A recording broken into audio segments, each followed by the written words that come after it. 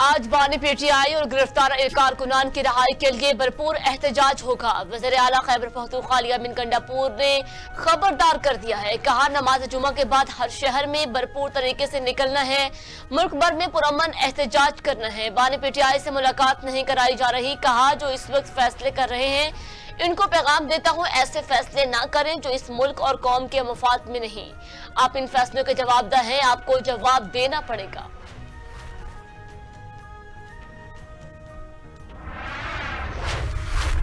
हुकूमत पंजाब ने सूबे भर में 2 दिन के लिए दफा 144 नाफिज कर दी। हर किस्म के एहतजाज, जुलूस, तमाम सियासी सरगर्मियों पर पाबंदी आयद। महकमा दाखिला ने नोटिफिकेशन जारी कर दिया। पाबंदी का इतलाक जुमा 18 अक्टूबर से हफ्ता 19 अक्टूबर तक होगा।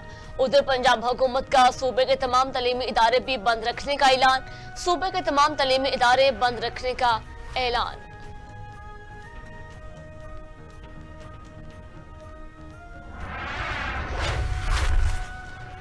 मुजवजा आईनी तरामीम, जमीयत उलमा इस्लाम फे और पाकिस्तान तहरीक इंसाफ के रहनुमाओं की तवील बैठक। मौलाना फजल रहमान ने कहा कि मुजवजा आईनी तरामीम के मामले पर 3 हफ्तों से बहस और मशावरत का अमल जारी है। इस मामले पर हमने हुकूमत के साथ मुज़ाकरात किए हैं, नुमाइंदों के साथ बैठे हैं। तहरीक इंसाफ अपोजिशन की एक बड़ी जमात है जिसको लाताल्लुक नहीं रखा जा सकता। आईनी तरामीम के मामले पर पीटीआई का रवैया मुस्बत है, हर वो मुस्बत चीज को खुश आमदीद कर रही है। इस मामले पर मुशावरत का सिलसिला जारी रहेगा।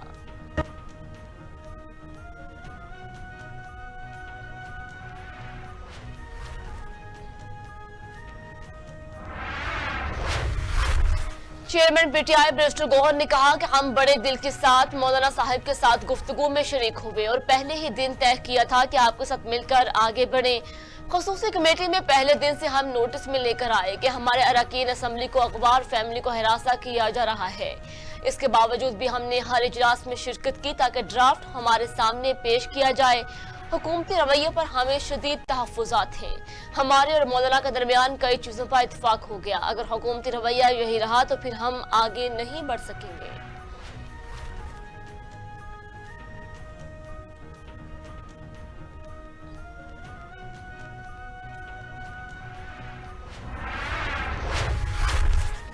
मुजवजा आईनी तरामीम के मामला सरबराह जमीयत उलमा इस्लाम मौलाना फजल रहमान की रहायशगाह सियासी सरगर्मियों का मरकज बन गई।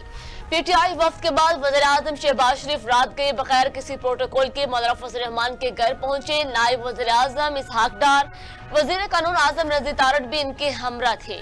मुलाकात में आईनी तरामीम पर तबादला ख्याल किया गया, लेकिन वज़ीर आज़म और बिलावल भुट्टो मौलाना फजल रहमान को कायल न कर सके। मुलाकात में आईनी तरामीम पर कोई पेशरफ्त न हो सकी। जराये के मुताबिक मौलाना साहिब ने जेयूआई अरकान असम्बली को हिरासा करने पर बरहमी का इजहार किया।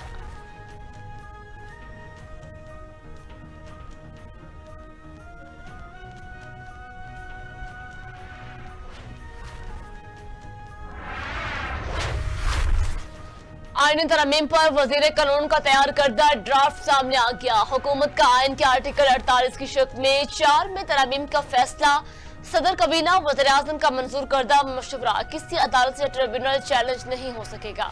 हुकूमत की आईनी तरामीम के जरिए आर्टिकल 63 में तरामीम की तजवीज़ पार्टी सरबराह की हदायत के खिलाफ वोट गिना जाएगा। पार्टी सरबराह वोटों की गिनती के बाद कार्रवाई कर सकेगा।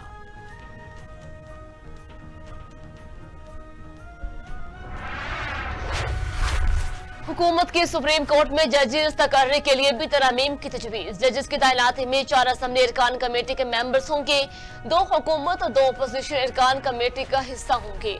हुकूमत की तरफ से 1 सेनेटर और 1 MNA का नाम भी वज़ीर आज़म तजवीज़ करेंगे। अपोजिशन की तरफ से 2 नाम अपोजिशन लीडर तजवीज़ करेगा। चीफ जस्टिस की तैनाती खसूसी पार्लिमानी कमेटी करेगा। खसूसी कमेटी के 8 अरकान कौमी असम्बली और 4 सेनेट से होंगे।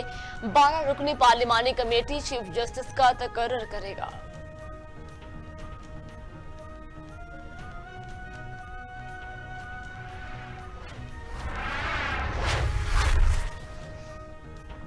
अब मोस्ट सीनियर जज चीफ जस्टिस नहीं बनेगा। 3 मोस्ट सीनियर जजेस में से किसी एक का इंतखाब होगा। चीफ जस्टिस तैनाती कमेटी का इजलास ऑन कैमरा होगा।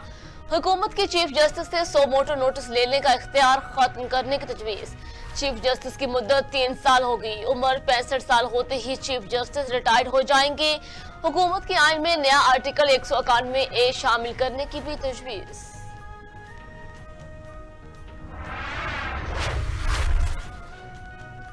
हुकूमत की सुप्रीम कोर्ट में आईनी बेंच बनाने की भी तजवीज। आईनी बेंच के जजेस की तकर्री जुडिशल कमीशन ऑफ पाकिस्तान करेगा। आईनी बेंच में तमाम सूबों से बराबर जजेस तैनात किए जाएंगे। तरमीम के बाद आईनी मुकदमात आईनी बेंच को मुंतकिल हो जाएंगे। तमाम आईनी मुकदमात आईनी बेंच सुनेगा। हुकूमत के आर्टिकल 199 में भी तरमीम की तजवीज। अदलिया किसी आईनी मामले पर हुक्म या तशरीह नहीं कर सकेगी।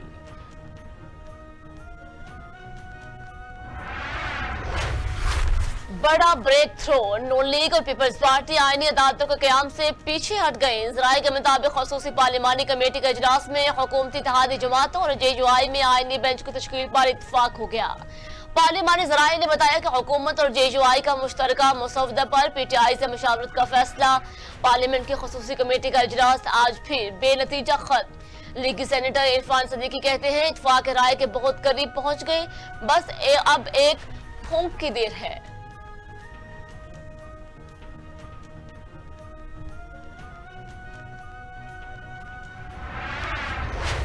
तहरीक इंसाफ के रहनुमा उमर अयूब ने कहा आईनी तरमीम के लिए हुकूमत के नंबर्स पूरे नहीं। सेनेटर्स को भी ऑफर्स हो रही हैं। अब 1 अरब रुपए तक की पेशकश की जा रही है। PTI के बहुत सारे कारकुनों और रहनुमाओं के घरों पर छापे मारने का सिलसिला भी जारी। कहा इस कमेटी का काम आईनी तरमीम नहीं, हम आईनी तरमीम की मुखालफत कर रहे हैं।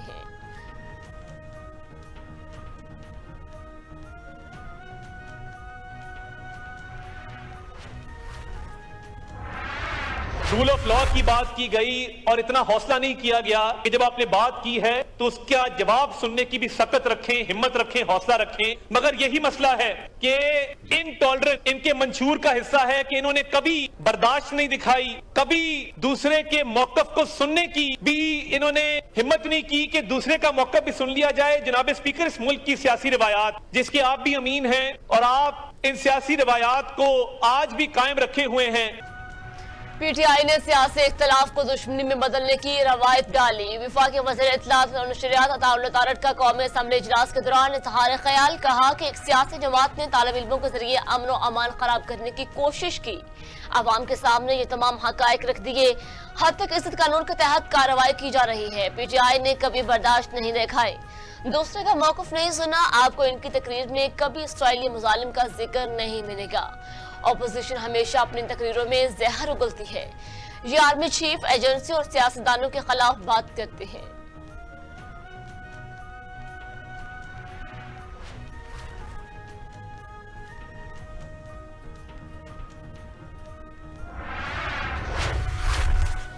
जमहूरियत बेहतरीन इंतकाम है, ये बात पूरी हो गई। मौलाना साहिब अब इनसे चुन चुन कर बदला ले रहे हैं। गवर्नर खैबर पख्तूनख्वा फैसल करीम कुंडी की मीडिया से गुफ्तगू। कहा जो लोग मौलाना को बुरा भला कहते थे वो इनके पीछे नमाज पढ़ रहे हैं। अब ये लोग मौलाना साहब की मिस कॉल का इंतजार कर रहे हैं। 18वीं तरमीम सादा अक्सरियत न होने के बावजूद हमने पास कराई, ये भी करा लेंगे। हमने कभी GHQ पर हमला नहीं किए। गवर्नर राज में आइन की शिक मौजूद है, लेकिन क्या गवर्नर राज मसले का हल है? गवर्नर राज आखिरी हरबा है।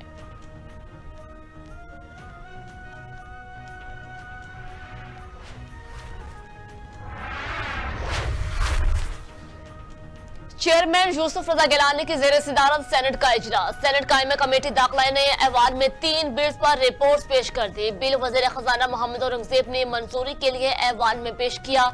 कहा फाइनेंशियल सिस्टम से बैंकिंग निजाम को मजबूत किया जाएगा। बिल फाइनेंशियल सिस्टम की मजबूती के लिए है।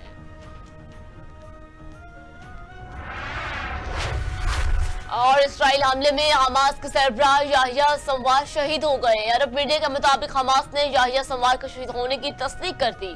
हमास के साबिक सरबराह इस्माइल हानिया के साहबजादे ने याहिया संवार के जाबहक होने की तस्दीक की। इससे कबल इसराइली फौज ने बयान में कहा था कि वो इस मकान की जांच कर रही है कि इसने गाजा की पट्टी में एक कार्रवाई के बाद हमास के रहनुमा याहिया संवार को शहीद कर दिया है।